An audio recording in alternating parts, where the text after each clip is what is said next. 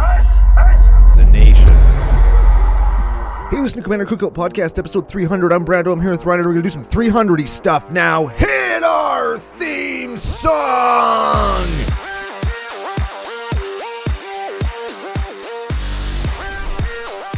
Hey, Ryan. We're back for yet another whirlwind adventure. How you doing? Good. What is going down? Whole ton is going down. We're back for our 300th episode. I can't believe I just said that. We have some stories to tell, some people to thank, some interesting magic-related topics to address. But before we get to any of that, we have to thank our official business daddies, FusionGamingOnline.com. They're a source for all your gaming needs. Ooh, very much so. And you can use CCO Spring promo code to get 5% off your whole dang old order. Anything you're going to just be buying anyway, Yep. save some money and let them know that we're sweet and we sent you. Yes, and. There's and. Yes, there's 6 ands, actually, because there's 6 different CCO tokens, that is, that you can get in your Fusion order now.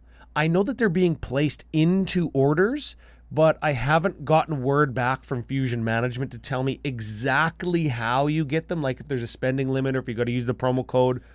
But what I'm saying is you can get the CCOkins, and you should use the promo code on the stuff that you're gonna buy anyways. You're already buying it, and you can get something really cool, like there's a little goblin me riding a roller coaster, Yep. or there's a little zombie Ryan going through the turnstile. Yep. There's all kinds of neat stuff that you can get, and our boy Garcia. Andy Garcia did a great job making us look cool on cards. And we're on cards now! It's Andre Garcia, but we shortened like a 2-syllable name to another 2-syllable name and just call him Andy. Yes, Andy Gark. Andy Gark. Oh, I like that. And Gark. Oh, I like that. That sounds like an actual Magic the Gathering character. Gark. What? Okay, Gark would be 100% green-red. What would Andy It would be Gark Clark's brother. Gark. What would he... Gark He's got no fingers. Yeah, Gark just the fingerless. His thumbs. He's all thumbs. Hey, Gark, how is the movie? You would see that joke if you were watching on YouTube. Which you should be, because they work really hard to make us look cool. Oh, man. And there's all sorts of things that you will see on the YouTube channel if you're watching us there, which you should be, including 300-y stuff. We're finally going to show our abs. All 7 of them. All 7 of them will be on display at some point during this show, but you got to be watching on YouTube to see it, because if you're just listening in your car or wherever, while we still appreciate you, you will not get the full glorious experience of seeing abdominal muscles that are totally for real. Rippling underneath our shirts. Yep. They're quivering for you to see them. They glow like kryptonite because they're so awesome. And if you're listening in your car, you know what actually exists is you can get a laptop holder to go onto your steering wheel. That can't be real. It's real, man. The Amazon reviews for that piece of equipment are off the charts. Are they off the charts as in people love it, or off the charts in the same way that those like sugar-free gummy bears that give you diarrhea are off the charts because they're super funny? Oh man, sugar-free gummy bears with special stuff in them, or no, it's just apparently I can't speak scientifically about it because I don't know, but there's a brand of sugar-free gummy bear that when you eat them, a vast percentage of people get like explosive semi-permanent diarrhea. Semi-permanent? Yeah. Ooh, it sounds serious. Yeah, you know what? A lot of sugar substitutes. Here's this Science Cookout Podcast. What's the C word? Chemistry Cookout Podcast. There it is, yeah. Chemistry Cookout Podcast. Let's go Organic Chemistry Cookout Podcast. So we're OCCO. OCCO. Anyway, Organic Chemistry Cookout Podcast. A lot of sugar substitutes are actually synthesized in a lab, or they come from, like, let's just use stevia because everybody knows what stevia is. Yeah. You know what a carbon looks like? A carbon is like like a glucose. Yeah. Which has got like a carbon backbone, let's call it, 6 carbon backbone. And what they'll do is like they'll put like fatty chains onto each of the carbons instead of like a hydroxy group, which is like a something smaller. Man, I hope Joe is putting all these things on the screen. And the kind of bond that exists between the carbon and like a fatty chain, your body can't break down. So when your tongue tastes it, it still binds to taste receptors, but the amylase that, like the enzyme that your mouth releases to break down sugars, and then your digestive process doesn't break those down. So they stay big in your intestines and you can't absorb them, and then you have to pass them, and they don't solidify because the fatty chains attached to the carbons are equivalent of like oil in your intestines. I'm simplifying it a lot, and all the organic chemists out there are going to be like, he's fucking totally wrong. But it's real. Your body can't absorb a lot of that stuff, and that's why it gives you anal leakage is the symptom. I think what they call it. They don't call it explosive diarrhea. They call it anal leakage, and they say may cause anal leakage. Yes, which is a very funny sentence to say about anything, especially a food item that you're going to eat on purpose because you don't want to have sugar. Yeah. Do you want sugar or diarrhea? Well, sugar's like a lot of people say sugar's like the new cigarettes. Sugar's the enemy, right? All the people who are like, sugar is the cause of type 2 diabetes and obesity and our health endemic. And sugar's the new smoking. Sitting's the new cancer. Yeah. Although I think the sitting thing, they might have sitting in combination with sugar. Yeah, not so good. All the keto people are like, I knew it. Yeah, I did my research on YouTube. Instead of researching on YouTube, you should just be watching CCO. Yeah, we got all that shit. We got all the organic chemistry you could possibly want. We got abs. We got magic. Yes, Magic the Gathering podcast. Yeah, we are that sometimes. Sometimes. Yeah, for 299 episodes, we were that. Well, I don't know. I'm sure there were other ones where we talked about like video games or movies or something. Yeah. I sound like a bag of smashed assholes. Sorry, everybody, for I'm still fighting allergies and that when I get a cold, the last thing to go back to normal for me is like your voice, my voice, which is like the only thing I need. The thing you really use for work. Yeah. Joe could just put a picture like Gumby or something over top of my face on YouTube, and nobody would know because you're not fucking watching. You should. You should be, yeah. You should. But we've got some stuff. We've got some podcasting business, some EDH stuff that we got to talk about. Okay. Should we do that kind of stuff? Sure. Let's start with the booster pack game. This is the giveaway part of the show. Everybody likes it. It's bragging rights if you win the booster pack game. Mm-hmm. And you get to open a booster pack, which is fun. I think that people should just like start making championship belts out of booster packs, and they can like hold them up and take pictures of them on Discord. That'd be fun. And they can like claim that they're a booster pack champion for a week. It's kind of like the 24/7 championship on WWE. Or you could get like a great big chain and like Flav yourself and have like a booster pack hanging on your thing instead of a clock. That'd spinning booster pack, so it's like a spinner, like John Cena's title belt. Yeah, that'd be cool. Yeah. Man, I'd be down for all those things. All good ideas.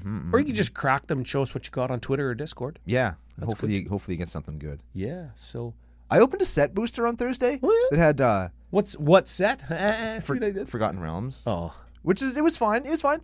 And I got 5 uncommons in it. Which I know like whatever. But I got 5 uncommons that I gave to the kids sitting next to me. And a foil rulebook Minsk. Ooh. Which I needed for my foil rulebook collection. And that's where it will stay forever because Minsk is stupid. Sorry to any Minsk fans out there, but he's the hamster guy. Are you saying he's stupid from a Magic perspective or a D&D From a D&D perspective. I don't like his character. I find very irritating. Oh. So he can take a hike. Man, I dislike irritating things. Right? Yeah. I like unirritating things. Yes, like winning booster packs. Yes, like winning booster packs. Who is our winner from last week, Ryan? Last week, for guessing Acroma and Livio. We had some correct guesses, some wrong guesses. This is totally real name. Simple Sand Castle. That's the YouTube name. Simple Sandcastle? Yes. Is there such a thing as a simple sandcastle? Yeah, you fill a bucket with sand, you tip it upside down, and it's a simple sandcastle. That's a fort. Not if it's a castle-shaped bucket. No, it's still a fort. A castle has to have certain things in order for it to be a castle. Really? Definitely does. Oh. I think. This is Castle Cookout Podcast now. I knew about chemistry. You know about castles? Because if you just flip it upside down, it looks like a rook from chess. That's like a tower at best, or a fort, or an outpost maybe. But it's not a castle. To be a castle, you got to have like a keep, and I mean a dungeon you wouldn't be able to see because it'll be under the sand. But like maybe a wall and some parapets. Oh. You know what I mean? It's got to have a little bit more involved architecture. And in order to do that out of sand, you have to have some kind of skill with sculpting sand. Therefore, I'm not sure it's necessarily simple to build a sand castle. Oh, so this name is like an oxymoron? I think Is so. that the right Is that the right? Did I use the right word? I think so. Oh. I think so. But maybe that's just me. Maybe everybody out there can build sandcastles, and it's just me that's the idiot. In and a I very can't do simple it. way. Yeah. Good design usually is like the simple solution is like the most elegant one. Mm-hmm. It's like, oh, modern architecture. Oh, it's simple. It looks nice. Just stick in a plant pot instead of a plant. Weird. Yeah. That's Pinterest for you. Yeah. Yeah. Wrap some lights around it. That's why I'm not on Pinterest no more. Oh, yeah? Yeah. I use Pinterest for lots of yard ideas, landscaping and stuff. I got a whole board. Oh man, what would be on the CCO Pinterest? Beer, few fingers, Yeah. foil cards that are curled and uncurled. At the same time, they look like fucking. Yes, they look like S's. They look like snakes. Yes. CCA, CCHs. CCAs. Is that C? No. We'll figure that out. We're gonna ponder that one as the show goes along, and we'll hit you at the end if we remember. Simple Sandcastle. Simple Sandcastle. Get at us. CommanderCookout@gmail.com. Get at us. Honor system, because we actually don't know your real name. And let us know where your address is and if you'd like a booster pack, which most people like, but we also have CCO stickers, new ones and old ones. We'll put a little sticker pack together. And we've got the CCOkins that we talked about earlier. There's only a couple ways to get those because we haven't put them on the website to sell them or whatever yet. You can get them through the orders with Fusion. You can get them by interacting with the booster pack game. You can get them for becoming a patron supporter. Over at patreon.com/CCO Podcast. We did some updates there. We did a couple little tweaks to the different levels that you can pledge at because we actually introduced on our Discord channel, which is another benefit. Yeah, which is a great place to be, by the by. Oh, it's fantastic. We'll talk about, I guess, the nation in a few minutes as part of our episode 300 extravaganza. Yeah.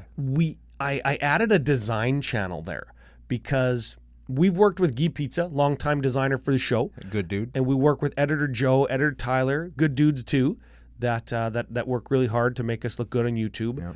Not an easy task. No. We know that there's more artists and more designers, graphic or otherwise, in the nation, and we would love to feature their art or have them help with like little overlays and names and animations, pictures, whatever we need for some upcoming content that we hinted at and previewed a little bit on Discord. Don't want to preview it here. Gotta make sure the Discord people are kept on their toes, and if they want to contribute, we want to feature we want to let you contribute because we 'cause appreciate it. You're the nation, and that's a good way. We appreciate it, so we want to have you guys contribute and be part of making the content for another, 300 episodes. That'd be cool. That's freaking lots. That's a long time. And if anybody expects us to kick somebody into a hole, you're gonna have to wait for 3,000 subs on YouTube so that we'll kick something into a hole and then blow it up. Yes. We haven't decided how yet we're gonna blow it up, but I think we talked about that on the pre-show, right? we did. You can watch the pre-show on yesterday. I really liked the one idea we had. I think we could dig a hole, which would be great, and then we could just have lots of colorful stuff happen. I suppose. That'd be cool. Yeah.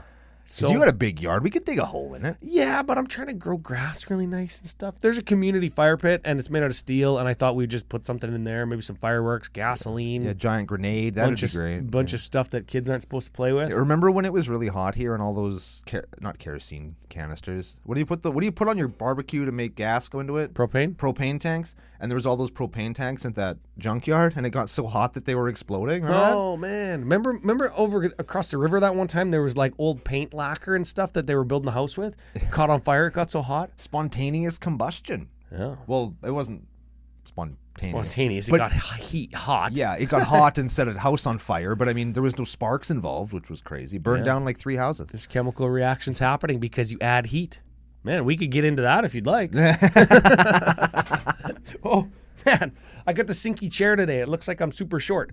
Okay, we talked about Patreon a little bit. Patreon. No better time to pledge than right now. Episode 300, if you only look at the last 2 digits, it's like we're on episode 0 again. Yeah. 00. And we've got some new content coming up. So if you want to help bring that content to everybody, it's going to be super fun, super exciting. The couple people that we're doing it with locally are super excited. Yeah. So not even going to spoil that because It's going to be good. it's going to be fantastic. And I think people are going to like it. And I'm freaking excited. Me too. Now, What other? The final Kickstarter update. Oh, yeah. Everybody's got their stuff, or not everybody. Everything's been shipped. Yes. Everything has been shipped except for the signed token packs that I'm shipping out today.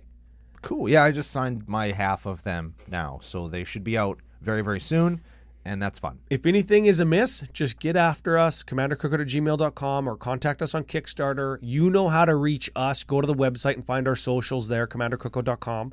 .com. And let us know, and we'll fix it. We'll make it better. We'll make it right. We'll do what you need to do because we appreciated all the support with that. Agreed. A couple Patreon increases we got to thank. Okay, let's do it. We got an increase from Brady K. This is Mary K's brother, sister? Yeah, the less glamorous brother of Mary Kay. Yes, maybe this is Mary, or this is Brady K and Ashley Olsen's sister. Oh. I don't know. I think I made that joke last time too. Maybe. And then I told you that there's only one Olsen twin. And they just like to use special effects. They move back and forth very, very quickly. Oh, yeah. Yes.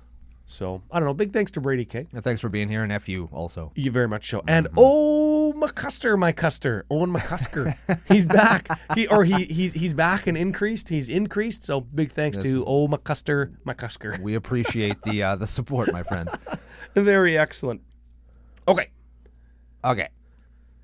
The episode 300. Episode 300. How did this happen? People have allowed this to happen, and while I appreciate it, I am surprised by it. Like, not only have we gone 300 episodes talking about Magic the Gathering in its many forms and changes as it's gone on over the years, we've also established the best community made up of all the best 7 out of 10 people that we could possibly find on the entire internet. They actually found us. Yeah, and they've cobbled together this community with us in it and kind of around us, and it's really cool. And I have no idea how people allowed this to go on. But, I mean, I'm happy to be here. Yeah, what he said. Yeah. Yeah, we got asked in a few different places when we were doing our call time giveaway that we're going to get to. We did one giveaway already. We're going to get to the other one in a few minutes. What should we do for episode 300? What I mean is the secret layer giveaway. Secret layer call time 2 hyper call time foil. Oh, yeah. It's a Grave Titan, an Inferno Titan, and a Croxa. Yeah. How do you remember that? I don't know. Yeah. Some things are just in here, and then other things are definitely not. No. Mm-hmm. So, anyways, we asked about what should we do, and people were like, "Oh yeah, blow something up and stuff," and we're going to. But we're gonna blow something up at 3,000 subs on YouTube. They last time I mentioned that. They were asking us about like what do you think about the format, state of the format, or how did we get to 300? And I think we can. We answered that question already. We don't know. Yeah, we don't know. We have no idea how this happened. There is more to it than that, and they kind of go together. I think in that the culture that we've created about the show, that is surrounding the show, and the state of the format kind of go together. Yeah. And I want to try and link those because I think that you and I and everybody in the nation, but I'm going to just refer to it as you and I, okay, have built a culture of just people who want to jam Magic, hang out, drink beer, eat food, stay up late, and just be kind of in the moment. Yeah. Like when I sit down and play Magic at our EDH&M, that's F&M on Thursday, or when we go to an event. That was the best. It's just like, I'm here and I'm playing, and I can boil it down. This is the inside take. This is the inside baseball shit right here. Okay. I can boil it down to this. Player 4 goes, pass the turn, go, right? And I go, oh, fuck yes, it's my turn. It's the best turn. It's the best turn. Like, there's nothing better than when they say go and you untap your shit. And you go, oh, yes, you draw a card. It's the best. That's the best part about Magic is untapping and starting your turn. Yeah. And I guess I kind of want to capture that and expand it throughout the entire show. Yeah. And I hope that people see like, oh, episode 300, and they think of that dopamine kind of euphoria where it's like, oh fuck yeah, CCO 300, I'm gonna watch this. I hope that they get the same kind. I hope it translates like that. So that would be fun. I I don't know how we got to 300. Maybe that's how. It just is like every time we go to do a show, it's like, oh fuck, it's my turn. Yeah, every show that we do is like the first show that we did, except now we're slightly better at it. Yeah. Not by much. My chair is lower than it used to be because I used to sit in that chair over there. Fuck. You used to be able to hear all the background noise from inside the room. And Yeah. now you can't anymore. We upped our production values. Yes. And we don't look at each other directly when we talk anymore. We but still do this lots though. we can turn our heads. Yeah, the right? microphones still hear us. Mechanically, we can do that, which is fun. Yeah, I make a lot less show notes than I used to because we kind of have a template that we go through. Yeah. And we have an idea of how the show sounds now, where before, like I'm talking like the first 10 or 15 episodes, we didn't really know how to make a podcast interesting. Yeah. We were talking about all kinds of shit, and we got some feedback that was like, hey boys, just stick to Magic. We tune in for Magic podcast. Don't tell stories about like how you crapped somebody else's pants and stuff, which is a fantastic story, by the way. Yeah. What is it, episode 5 maybe? I think so, yeah. If we made it to episode 5, I'd tell the story about how I crapped somebody else's pants. And now we're at episode so 300. Fucking fantastic. It's still one of my best stories. It's the best. It's my son's favorite story. It's the best bedtime story. It's like, tell about the time Uncle Brando crapped somebody else's pants. that's how it goes. Like I'll walk in, and usually Rebecca does like a book and bedtime and stuff, and I'll come and give him a hug, give him a whisker rub, and see you later. And I'm walking out and trying to shut the door. Dad, tell me about Brando. Okay, just because the story's so good. So maybe we'll tell that if we make it to episode 305. Ooh. Maybe we'll do an update to the pants crapping. Not that there's an update, but we'll tell the story again for those of you that missed it. Yeah. So, what else has changed? What's improved? We're on YouTube now, which we've mentioned a couple times. I'm sure. Well, we've expanded the show in every area. Like we've been sponsored by some great people. We've been supported by the coolest people ever. Yes. Who take great, I think, pride in the show as much as we do, and they love being part of the community. Man, the people who take pride in their CCO stuff that they've got through the Kickstarter is my favorite thing. Taking pictures. It's like when you don't got kids, but when your kids open shit on Christmas and you're like, oh fuck, I bought that. Yeah. I bought that, and you fucking love it. That's what it was like. Yeah. Is seeing people get their shit and post it on Twitter and stuff. Something that like we made and they supported and they love it so much. It's so cool. Like, I don't know. I said this lots of times. There wouldn't be an us if there wasn't for you guys. And how did we actually get here? It's because all of you listening or watching supported us and got us here. That sounds like a final thought of the day. Yeah, that's how we did it. All right, so we're 300 again. Thanks for 300, guys. Yeah, fuck you. Yeah, that's great. Okay, so I guess how do we bridge that to, how do we translate that into the state of the format? I guess that attitude, that mentality, how we approach the show and people around the show is how we approached when we started doing EDH and M. Yeah. Right? And we've a little bit told the story and stuff before of going and just saying to our LGS, hey, you should have an EDH night. Or can we play Commander on Friday night when people draft? Like, do you have tables? And he's like, oh, okay, I'll get tables. Yeah. And how many people were at the first night? 3? 4? Yeah. Me and you and like Mono White Angel Aaron. 5-color Mono White Angel Aaron. Yeah. And that might have been it. Maybe that was it. And we didn't know Aiden then. Yeah. And now Aiden's like a staple guy in the CCO Dude Bros, like whenever we play. Yeah. Yeah. It's dope as hell. Like that guy. Yeah. The approach that we've built the show with, built the community with, and tried to be entertaining with whatever the right word is, that's how we've approached gameplay at our local game store and at events. Yes. We just want to be there and play with whoever wants to play and be approachable and just be regular dudes so we can play Magic, especially. Yeah. At the end of the day, we're here because we like playing Magic with people, and I'm assuming I'm speaking for Ryan Rhino too. I love to make new friends and meet new people. Nope. So if I get to play Magic with new people that then become my friends, I'm winning. That's pretty and cool. I feel like a lot of the people that are fans of ours, you guys out there are probably the same. So it works out really well because we end up just making friends and having a good time. And that's what happens at our EDH&Ms. We have people that come in from wherever, and they just keep coming back, and it gets there's snowballs. It's great. There's a couple dudes that drive from PA. Yeah. Like they drive an hour and a half, and I know like lots of people like in big urban centers in the land of the free are like, oh yeah, I commute an hour and a half for work every day. Like I've been there. I know what you're talking about. But there's guys that commute to play at our EDH&M, and I'm not saying we fucking are the best or nothing, but it's cool that the event is that fun that people want to come from. Yeah, I guess if sorry, if you're looking for a theme, I guess a through line is if you're polite, approachable, good people, I guess people will want to come play with you. Yeah. And that's the approach that we attack everything with a slight bias towards trying to be entertaining for the show. For the show, because we're not playing Magic yet on CCO. I try and be fun at events. Oh yeah. Too. Well, I mean, sometimes games drag on. And sometimes people are taking those long-ass turns. Yeah. And you got to do something.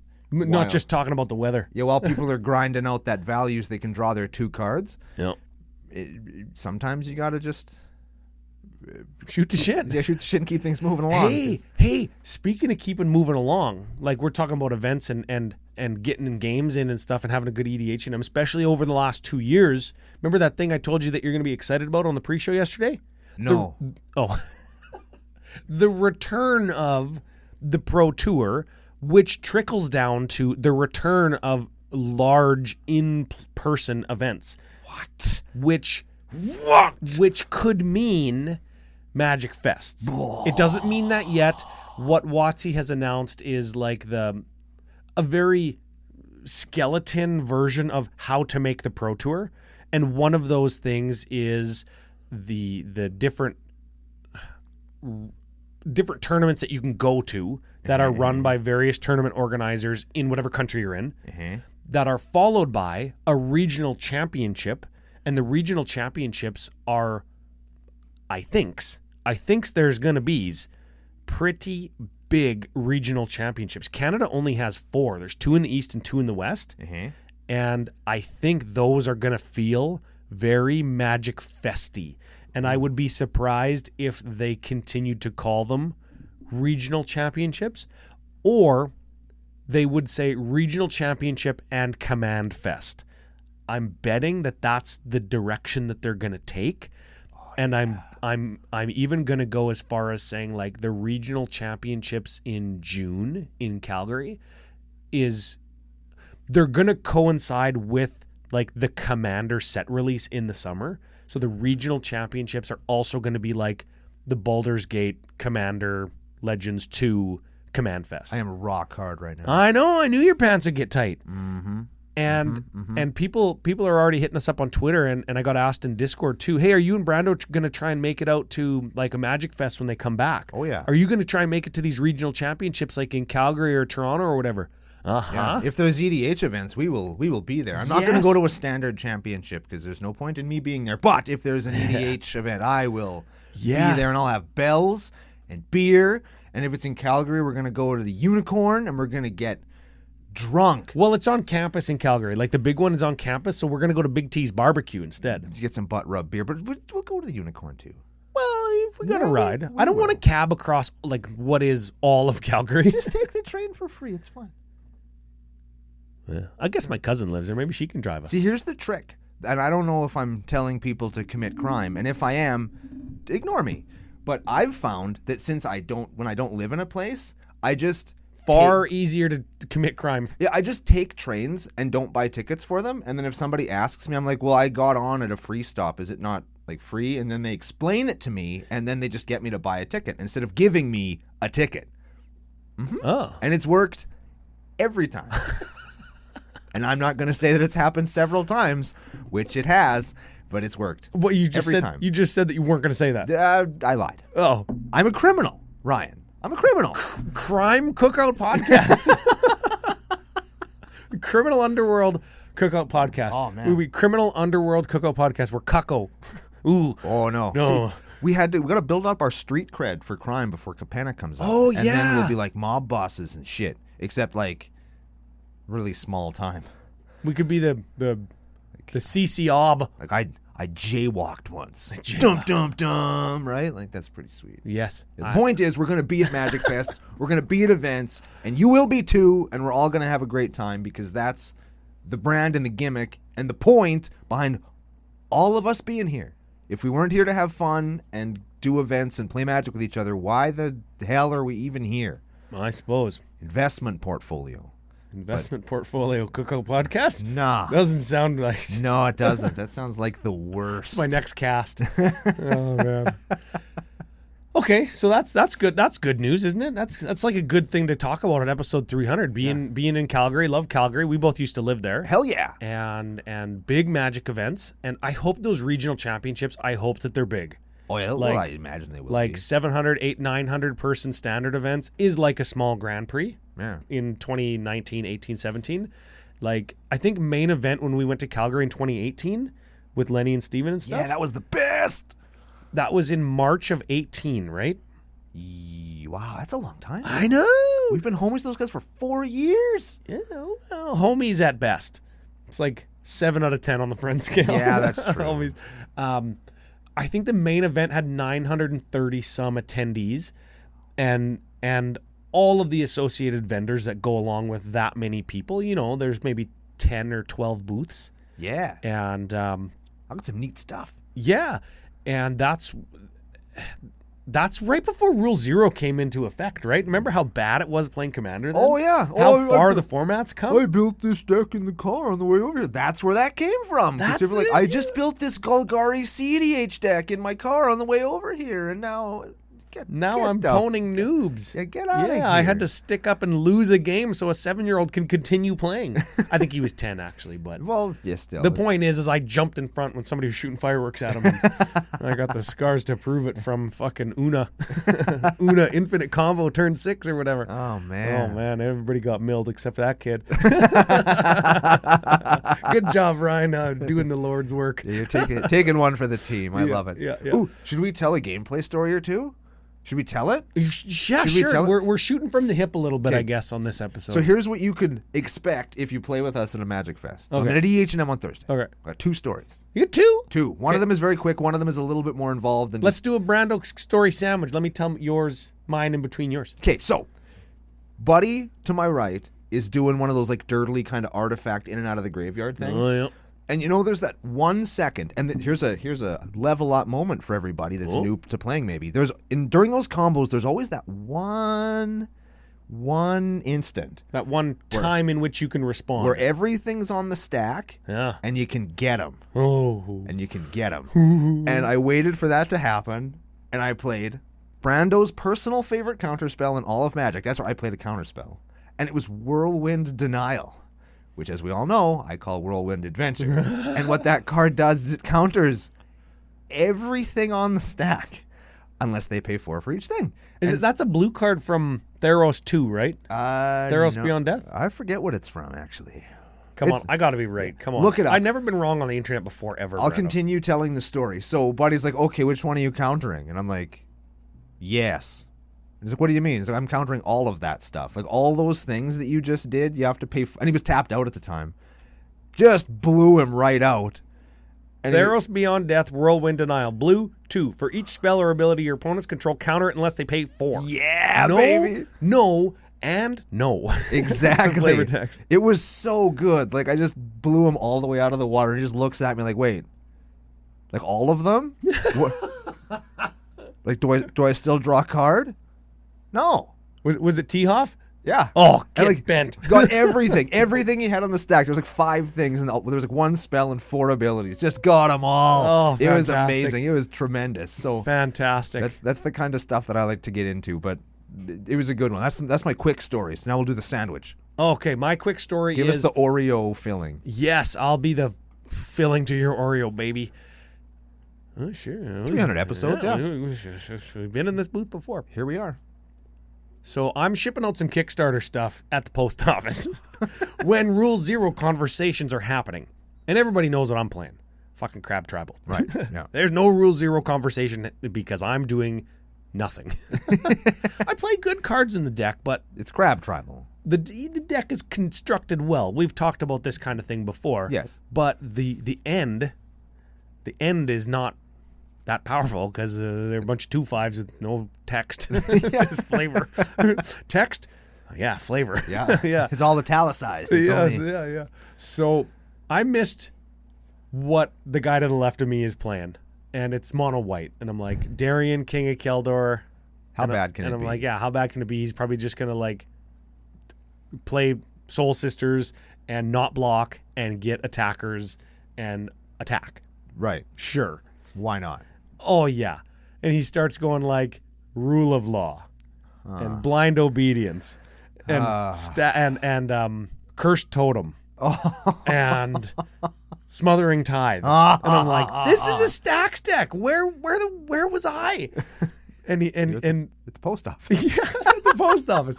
And Jen, the girl that another player in the pod, said, I just told him that it would be okay because you're good with everything. What do you mean? And I was thinking about that after when we went to the Coachman. We went for a drink after, and I thought, Yeah. what a nice thing for her to do was to just say I would be okay with a stacks deck. And she knows me, and I thought that maybe means two things. It means two things, and both I think are exemplary. One is more complimentary, and one is what I like to exude and promote. Okay. So the compliment was she knows that I'm good at Magic, and she knows good. I'll say good. I know how to play Magic. I'm not claiming that I'm fucking good because I'll get wrecked, scrub, get good. So she thinks I'm good at Magic. I can play. I know rules interactions. People ask me like, hey, how does this work? They come over from different pods and shit, and I'll tell them, oh, yeah, this is how it works or whatever, right? Yeah. And she knows I'm good and competent Magic player. Right. So if he was playing something powerful or complex, she knew I'd be fine. Yeah. And Figure it out. You can navigate those waters. awesome. Maybe I'm the guy that is regarded as smart at EDH and M, and that's cool. Yeah. The other thing that she meant by he'll be good with it is I found out that I was playing a stacks deck by getting staxed instead of in Rule 0. And I was like, okay, well, I guess we'll just have to try and kill you then. Yeah. And I'm going to do it with crabs. I'm dinking him with like a chrome or a purple crystal crab that he doesn't want to block and kill because then I'll draw a card. And I'm just dinking him for one every turn. And then like Jen's got a flyer that she can't activate the ability of because Curse Totem. Right. Get him for one. And all of a sudden, stacks decks turn 18. He's at like 21 life because we're dinking him. And it was the game, man. It was like an hour and a half or 2 hour game almost. Wow. And we all had a good time despite playing through stacks deck because we were there just to have fun and play Magic cards, regardless of what the cards said on them. Yeah. It was just four friends just having fun. Yeah. Regardless of what the cards said, we were all just doing our best to navigate the stacks pieces, and it was still fun. And that's what I said I want to exude, is just having fun regardless of the circumstance. Hell yeah. And we've talked about this before. That game, that stacks game, fleeting. Yeah. Fleeting. Was the And next game a stacks game? no, the next game was fun, and I was playing Brian Stardarm, and I was chucking fastballs. And that game, fun. I savored it because games are fleeting. Yeah. So I savored that one because it was a better game for me. Yeah. And games are fun. Yeah. They're supposed to be fun. What's your other story? Other stories. So I had the best and worst warp world in my life. Oh, this is what you're talking about on the pre-show. This is fun. You guys will be like, you're going to get really excited with me, and then you're going to feel the crushing agony of reality coming down upon me. Rock So, hard and then rock soft. rock bottom. Oh, Rock hard to rock bottom. 1, 2, 3 at WrestleMania, baby. Retire the next night, just like Stone Cold. So, I got like 3 land and a Stensia Uprising. That makes a human token at the end of my turn. sure. And I've got like 9 human tokens. And just my board sucks. Everything is terrible. And I play Share the Spoils. Share the Spoils makes it so everybody puts a card into a pool and everybody can play one of them. Yeah. Right? So the game's kind of... Fucking chaos card. It's slowed down. It's kind of... It's not going anywhere, but like nobody's really established. But we're like 40 minutes into the game. And it's like, okay... And Warp World gets flipped into the stack. And Buddy coming after me is like, what's that do? And I explain it to him, and he goes, huh. Because like, nothing's happening. Like everybody's got a bunch of land, a bunch of shitty stuff. It's like I'm gonna warp world and maybe some will kickstart the game. Yeah. So which is an actual plan, right? Absolutely. That's why build up a big board state and then warp world. That's why I play warp world.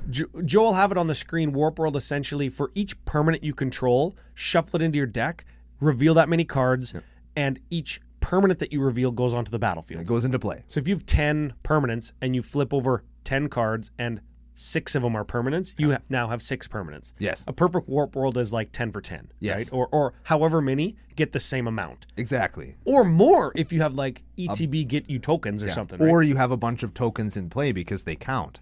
Yes. So I'm flipping, and my token count was 19. Ooh. Like 19 permanents. So I'm going, and I get a Dockside Extortionist. Ooh, that's a good one. And I get a Magus of the Moon just to make sure that my opponents are good and hosed.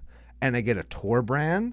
Ooh. And I get a Perforos. Ooh. And I get a Confusion in the ranks. Oh.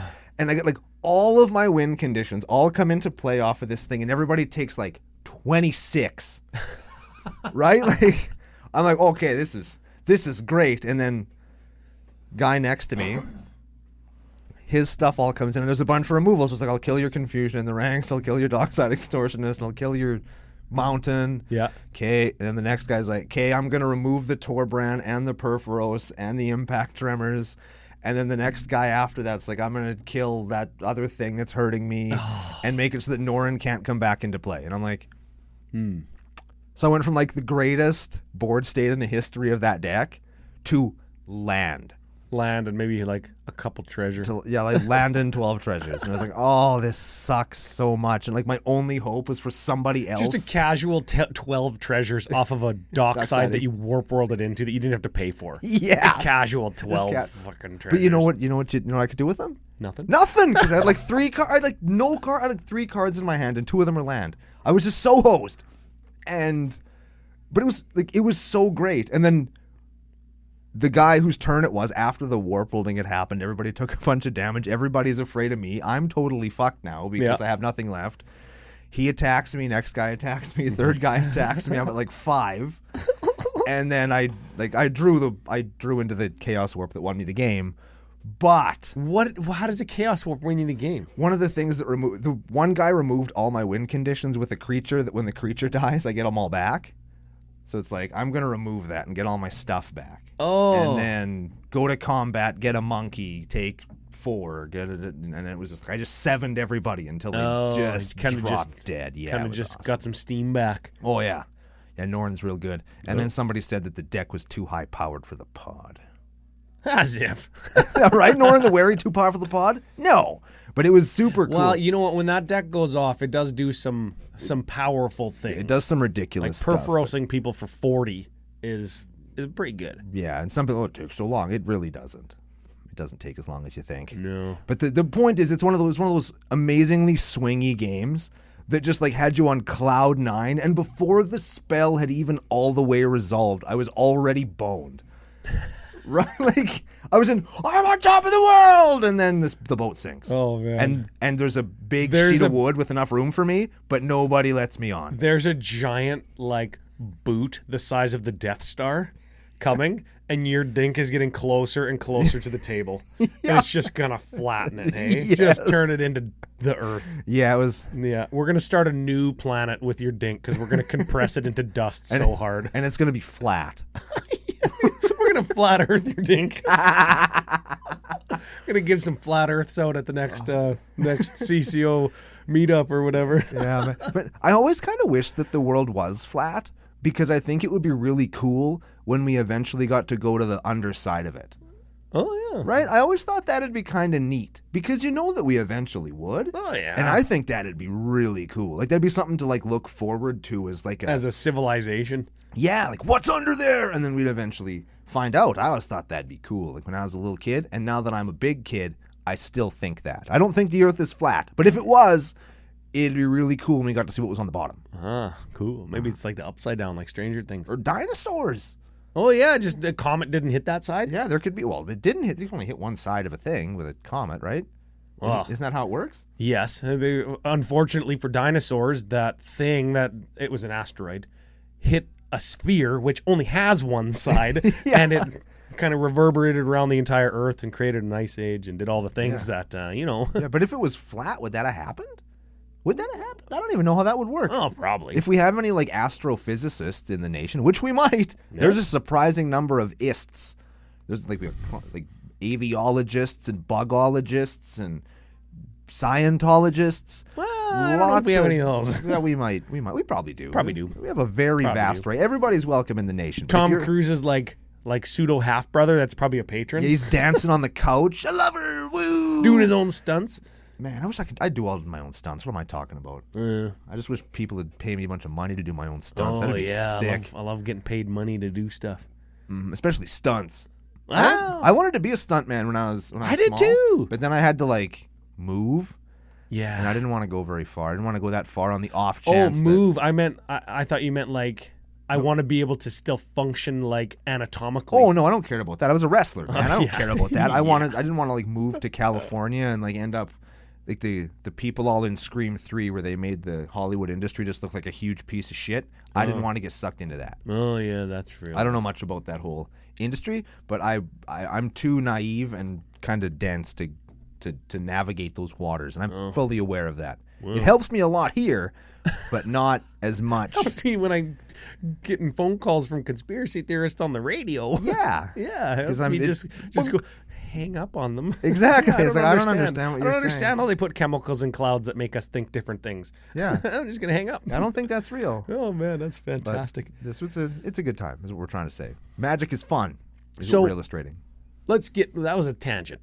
Tangent that came from a story about magic and your deck being too powerful. Apparently. So yesterday's pre-show, we hinted at a deck that we like to talk about. Oh, yeah. And that deck, you could have guessed in the comments, Zada Hedron Grinder. Episode 0. And episode 101. Oh, yeah. Yeah, so not ever have we talked about it on a episode that ends in 0. Except for 0. Oh, yeah. Does that count, though? Well, did we talk about it in episode 200, too? Probably did. We probably did. Probably did. But here's the thing. Okay. Zada Hedron Grinder. Zadra Hedron Grinder. So I'm playing at the EDH and M's the other day. Playing with Jay. He's got a Goblin combo deck, too. He's got Ib Halfheart. Another popular Goblin commander combo commander. Yes. And we're talking. I'm saying my Zada deck, I think, is pushed as far as Zada can go. Right? And I play a few different combo lines, and it's got Underworld Breach and Past in Flames. I can Storm. I can attack to win. I can do the dual caster mage, like infinite hasty dual caster mages. I can just Zada you to death and ether flux you. There's a bunch of different ways to win that all sound like CEDH ways to win if you're playing red. Right. With the dockside, you can bounce dockside and make dockside tokens and shit, right? Right. And I could do all those things. Okay. But because CEDH now is so much about interaction and protection, stopping your opponents from winning and protecting your own win, I can't do that with the amount of redundancy that I need to make Zada the card work. Right. And still have enough room for 19 pieces of interaction and all the fast mana so I'm not left in the dust. Right. I can't have enough interaction in it, so it's not a CEDH deck anymore. Fringe at best. Right. 7 out of 10 CEDH at best. There we go. And that's where we live. So what I'm thinking is, why don't I detune it away from as optimized as a Zada deck can be? And it doesn't need to be Zada here either. It can just be detune it from as optimized as a deck can be. It could be the Zada. It could be my Muxus. Yeah. And use cards that I like to play that are less powerful just because they're not CEDH staples, and play the deck more. Why do I have this deck that I can never play, that I like, that I think I helped develop in kind of the circles that Zada is in? Right. And why don't I just not care about winning? Why don't I just not care about winning with the deck? Why don't I just not care if I win or lose and just have fun playing with the deck? Yeah. And this leads me into, we got asked to kind of give a state of the format. Sure. Or our address to the format, I guess. Yeah. And my address to the format is this. Okay. I don't care if I win or lose, Solid. as long as I'm having fun. And I'm a very firm believer in, as long as my deck does the thing, Right. whatever the thing is that my deck is supposed to do, I'm happy. Okay. That's is fun to me.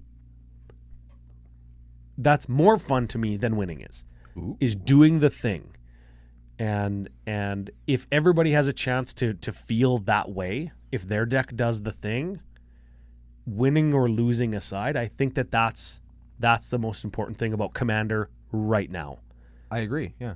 Right now, even if you're playing CEDH, because I've dabbled and we've played high power games, and I've played CEDH at like big events with strangers and stuff, and with friends and at EDH&M. Yeah. And I'm not a stranger to the format. And even there, where the goal is to try and win, that's why you sit down to play. Doing your thing, your combo, or controlling the board, if you're flipping from your combo to like a stacks kind of lockdown, Right. to redo your game plan kind of mid game, decks kind of shift sometimes to Do some pivoting. Yeah. pivoting to lock down a little bit. Even if that's the thing that you're doing and you're doing your thing and then you don't even win and it's CEDH, that's still more important to me, I think, when I play CEDH than actually winning, because I'm doing my thing and I'm having fun. I think that kind of stems into like, there's nothing really on the line when we're playing EDH, right?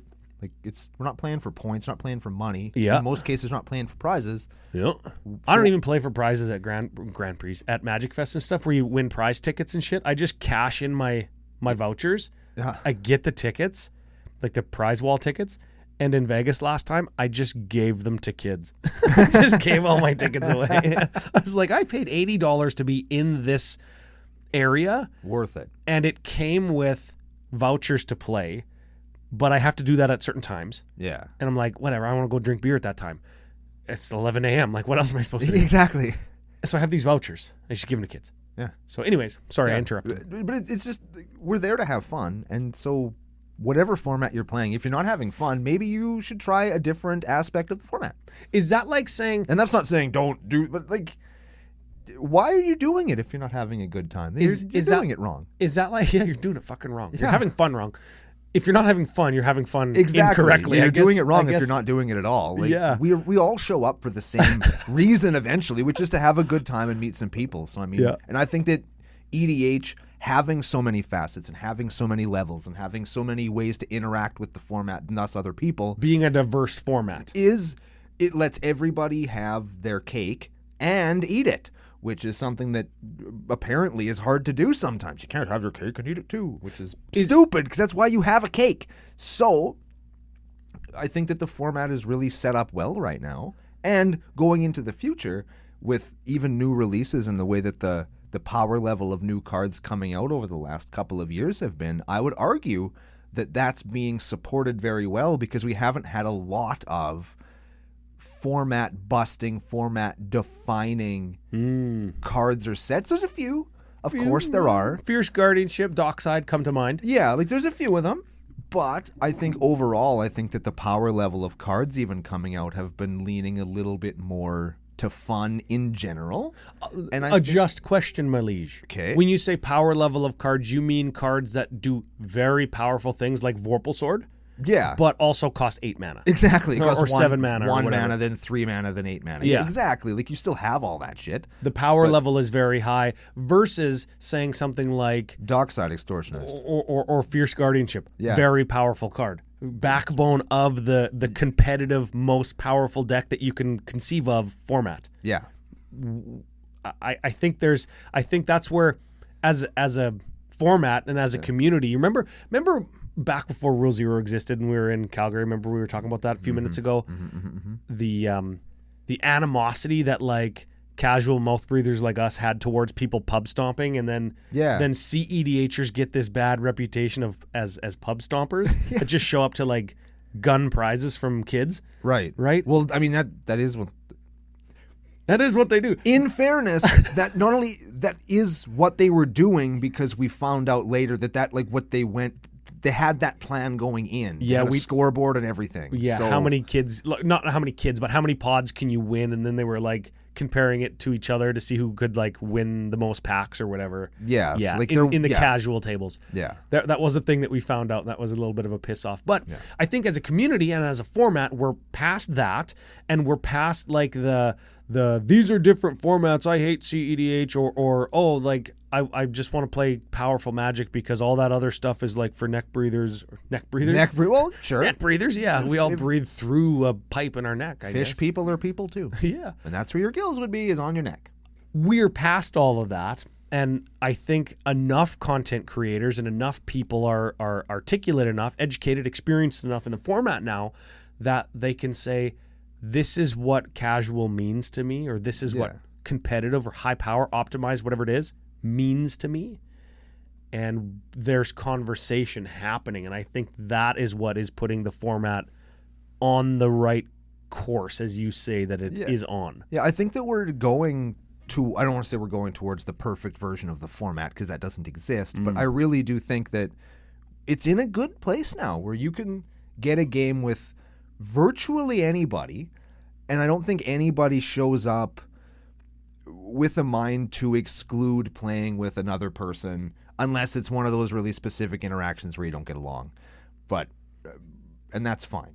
But I think that the format is very healthy, and I think it's got nowhere to go but laterally equally as good or up. Laterally up, like the tide is raising all boats scenario, right? Exactly. Like I can't see it going down or getting ruined forever unless they reprint Void Mirror, which I think heaven forbid. Wizards has definitely learned. And they also absolutely cannot reprint Jeweled Lotus. Oh, that would wreck the format. Yeah, that would ruin the format as well. That would wreck the entire format. Burn it to the ground. Do you think that the reason that we're saying that the format is in a good place, do you think that the reason for that is because there's no secrets anymore? There's no secrets in Commander anymore. Sure, if you're a new player and you're just ignorant due to inexperience, sure, there's things that you would discover. But if you had a mind to discover those things, you could just go online, Reddit, EDH Rec, wherever, and find those things. Yeah. There's no secrets. Like if I sit down with somebody who plays Urza and gives me the synopsis, there's no secrets with that. What that guy's gonna do? He's gonna make artifacts. He's gonna make lots of them. He's probably gonna do like some powerful stuff. Yeah. If I sit down with Lord of Treasurehorn, probably not gonna compete. No secrets there, right? Also, no secret though, if I sit down and say, this is my Lord of Treasurehorn, everything dies tribal deck, no secrets, you're going to say, yeah, but you also can infect win in one shot because your commander's got 10 power. Yeah. Oh, yeah, no secrets. Yeah. So he's not going to feel bad if I do that because he knows I'm going to do it. And because he knows I'm going to do it, I'm going to declare it anyways. Yeah. So I'm not trying to angle shoot him. Yeah, there's nobody. Right? Yeah, like there's no secrets. The angle shooting and the pub stomping and the scumbagging typically, I think, is, I'm not going to say it's gone because there's always going to be that. Yeah. But you can avoid it quite easily. And I mean, if you get a bad game, that's fine. And that's just, they're fleeting. It speaks more to the people that are doing it than to us or to the format. Like, it's not very often that you hear about somebody coming in and trying to dirtball somebody. Yeah, do you think, here's a question. Sure. Very 10,000 foot question. Okay. When you or any person sits down, do you think that more often they have a good game or a bad game? 50% is half good games, half bad games when you sit down at FNMs and or Magic Fests. I'm going to say more often than not you're going to have a good game. Yeah? I think. 51% of the time or more you're going to have a good game? I would say that. I would say higher than that based on my own experience, which is anecdotal, I know. But I haven't had an actual bad game in a long time.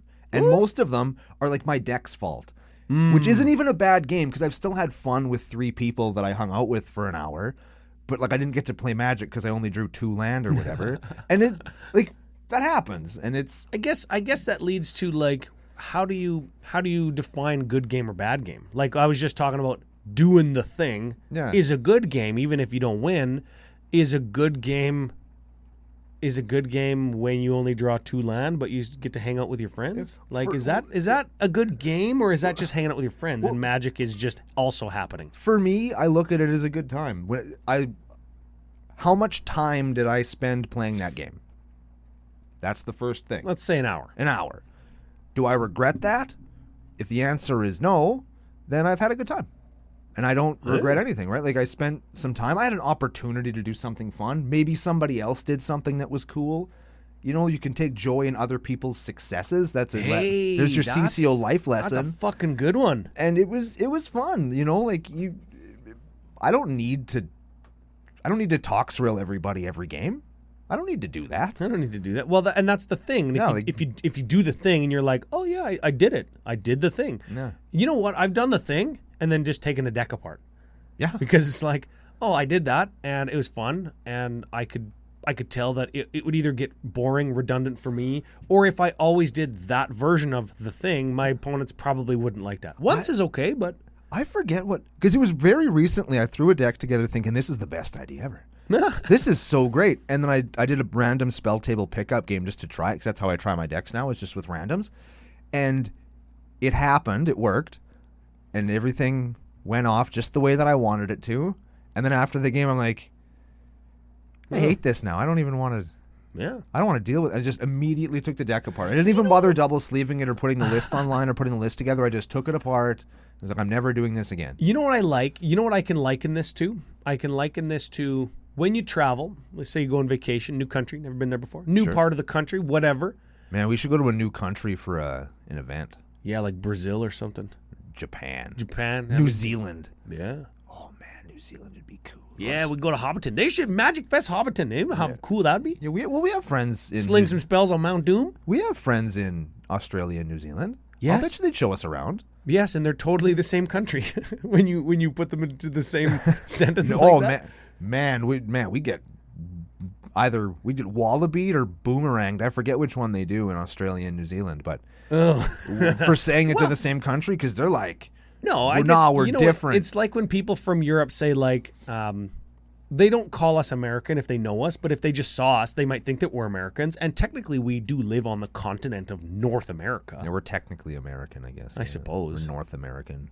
That's fine. I'm okay with this. I'm fine. That's fine. Our healthcare's better. I don't know. Fuck. I'll just hold that over their head all the time. Right, yeah. And they're the toilet bowl and we're the butt. Oh, yeah. If you look at the map. I suppose. Look at it. What's Mexico?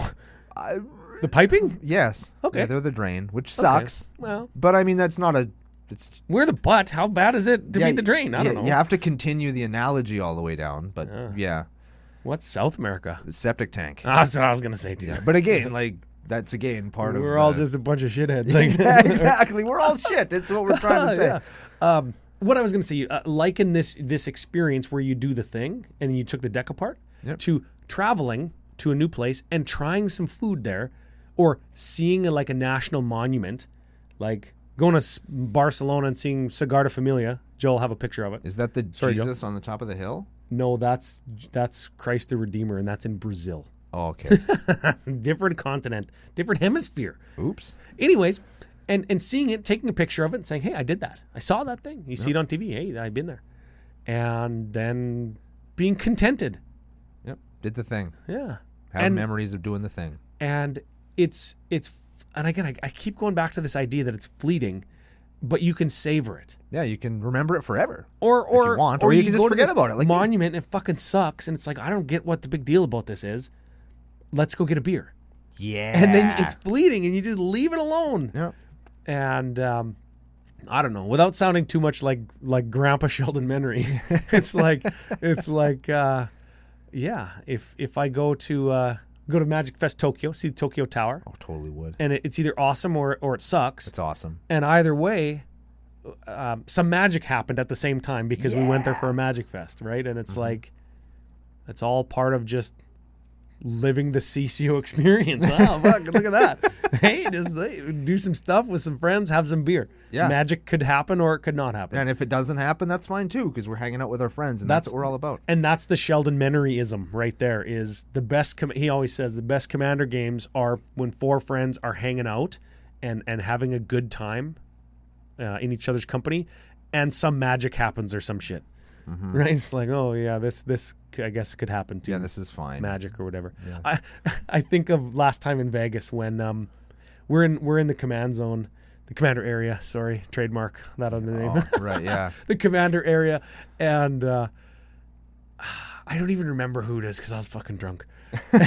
And they're like, hey, we brought you guys 6 packs of beer. Yeah, dude. And they were like, oh, fuck, I gotta put them in my backpack. And we had already hit up like a bunch of beer in the Airbnb with like Keel Rudnisky and Mac and stuff. So we're like feeling good. And it's like 6 p.m. and or 8 p.m. and it's going to close at like 9 or whatever. And then it was beer PM. And then these guys, sorry, I don't remember who you were because we were drunk. I got the stickers. They're in my truck though. And we start sneaking these beers in the commander area and drinking them. And I drink my whole 6-pack there. Yep. And then I drank one of yours. And I was like, I guess magic is happening or some shit. Yeah, we're doing magic too. Turns out. You just get the magic you get the beer underneath your chair. Oh man, I had mine right on the table. So we're setting up that Capenna shit. See? Oh, criminals. I had mine right on the table, just drinking a beer, and somebody came down and they were like, Are you gaming right now? I'm like, yeah, no, let's jump in a game. Is that a beer? I was like, No? What are you talking about? Yeah. Oh man, that was the greatest day. And then we did that open flippy thing, right? Yeah, we had all the people over. That was fun. You know what? I guess another CCO content update is I've discussed with a few members of the nation Discord and about the CCO experience and filming and editing and putting together like a mini documentary when we go to a Magic Fest. Yeah. And how fun and cool that would be. And we got to talking about the return of Magic Fests and the Canadian like regional qualifying tours and shit where people are congregating at a place. They're grinding. There is a face-to-face games open in Saskatoon, like not a tour stop, a big one, but a little one in August, which is our birthdays. Yeah. And we were talking about like Magic Fest Ryan's Yard again came up. And people are like, I'd fly if there's already an event there at a hotel, but I have the option to like pitch a tent because it's August in your yard. It's not windy in August, hey, so they could pitch a tent. It's not windy in August. And I was like, this could actually become a thing. Yeah. Get it catered and just say, if you want to come to like Magic Fest Ryan's Yard, maybe like $25 and we'll get it catered and we'll get a keg or 2. Could we get a giant sub? Yes. One of those giant like 12-foot long subs and you just cut it. Yeah. No veggies though. Just meat. Yeah. CCO meat sub. Yeah. Yeah. 12 feet of meat. The CCO 12 feet of meat. Yes. Oh, man. 12 feet of meat. That sounds fantastic. We can make that paint out of egg whites, and then we could paint that on the top of the bun. Put it in the oven just long enough so that egg white starts to turn color so you can see the writing. Right? You put food coloring in it. Oh, no, man. Food coloring is bad for you. Of course it is. Oh, man. Eating a 12-foot party sub with nothing but meat on it is bad for you, too, but we're still going to do it. So if you're into that, I guess hit me up in the Discord or let me know if Magic Fest Ryan's Yard is going to be a thing in August because I would love to have an event. I love hosting, having parties, having game nights. Like if it rains or is windy, we'll play in my garage. Like my garage is bigger than my old house because I live in the middle of the country. Yeah. And garages can be any size you want. Yeah. It's cheaper to build a garage than a house. So we built a big garage. So we could play in there, some tables and shit. Yeah. Yeah. Yeah. That's a fantastic idea. That's a good idea and a good thing to look forward to as we go towards our next 300 episodes. Ooh. Because I think we've reached the end of our 300th episode. We didn't kick anything into a hole. We do have one more thing to do, though. What's that? We haven't given the Secret Lair Call Time 2 Foil Super Call Time Hyper Call Time Aw, shit. away. Who's our winner, Ryan?